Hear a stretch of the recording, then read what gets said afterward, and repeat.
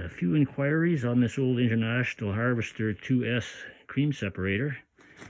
So I dragged it out and I'm going to try and demonstrate how it works.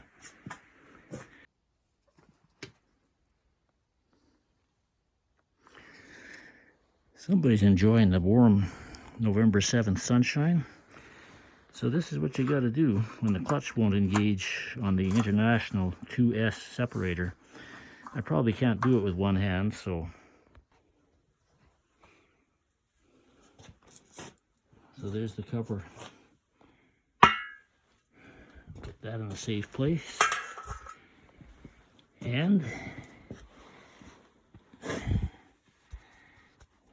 there's two little pawls, you might call them. They're supposed to flip out and engage with this bigger when I turn that crank. So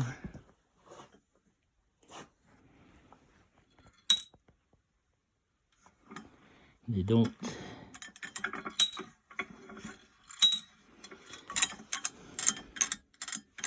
they're not super oily. Used to be they got too much oil on them and they wouldn't engage and they had to be washed in gas, but I don't know.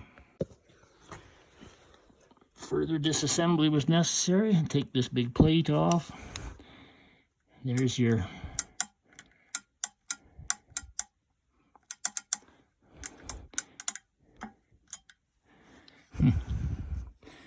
well, I haven't learned too much yet. Turn the crank. Oh, it just about engaged there.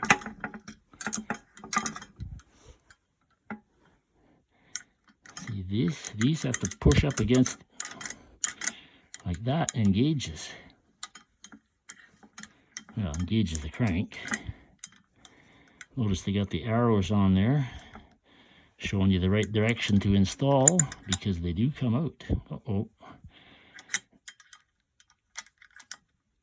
Are they oily? No, they're bone dry. Well, that beats me.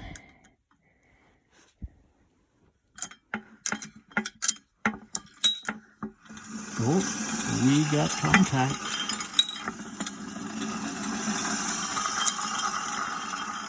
Notice how it's the overrunning clutch type of thing, so that when you stop turning the crank, the machine can still coast to a stop. But let's take this a little further. First, we got to install all the necessary parts.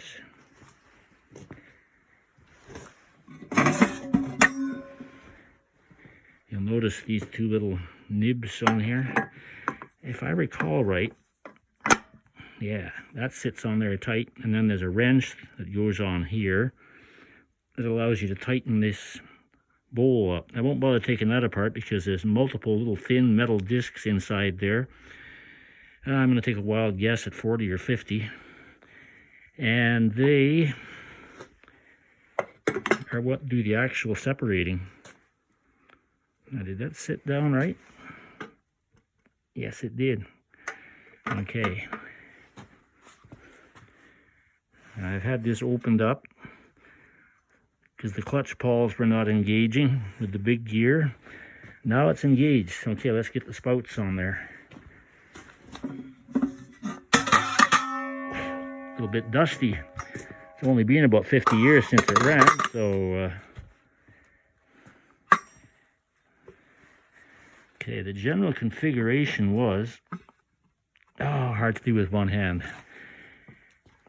This top spout was for the lighter part of the milk, which is the cream, the part that you sell. Lower one was the skim milk. So you'd have one pail set here for the skim milk, another pail over there for the cream, and you would commence cranking in here, which I'm going to try to do once I get the camera set up. Let's not forget one of the most important parts, the bowl. And that's going to lock in right about, nope, I missed it. Everything's got to lock in place just right. Okay, that's in the slot. That means your Oh, well, I'm getting these reflections here. Can't see a thing. Okay. This is your opening and closing valve to allow the milk to enter the float area. I forgot to mention there's a float in there that, much like a carburetor, if anybody remembers what a carburetor is, when the milk flows into there and rises the float, it comes up to partially close off the flow in here so that it won't all rush out too quickly. It'll flow out at a predetermined rate that the separator can handle it and separate. So I don't know if I can do this with one hand or not. Let's see. Okay, here goes. Oh, that's heavy turning. This thing is really geared high. And being that it's not bolted down to the floor,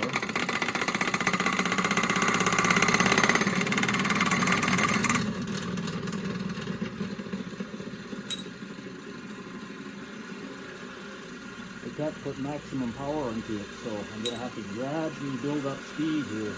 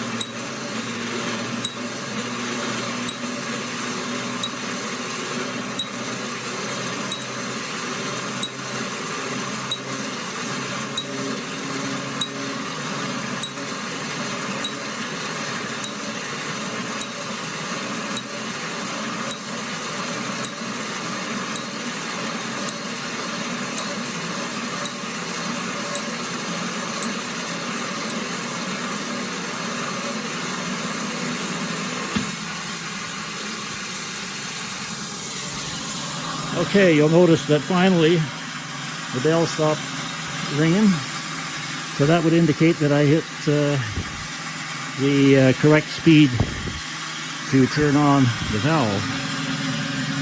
That. Or maybe that. Anyway, he's really flying.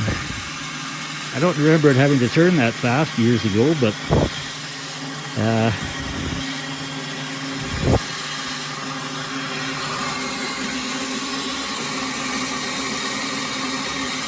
so obviously it takes quite a while for this to stop turning. That bowl is very heavy,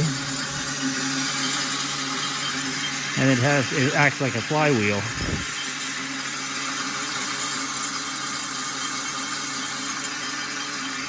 If you're impatient, get in a big hurry, you can lift the bowl off, flip the spouts off, take a rag or something to protect your hands so you don't get friction burn. And you can actually apply some braking action to slow that thing down, but I'm not going to do that today, obviously, with my history. So there you go. More than you ever wanted to know about the old McCormick cream separator that used to sit in here in the milk house for all its working life. My dad had it installed on the workbench here. He had disconnected it from the pedestal and somehow had it bolted down to the bench. So he'd stand right here and just crank away. As long as it took to put however many pails from up to 10 cows through twice a day. Wow, sounds like a lot of work now, but this was life on the farm in the 1960s. Anyway, hope you enjoyed the video, learned a little bit. Stay tuned for the next one on the Roosty 6 channel.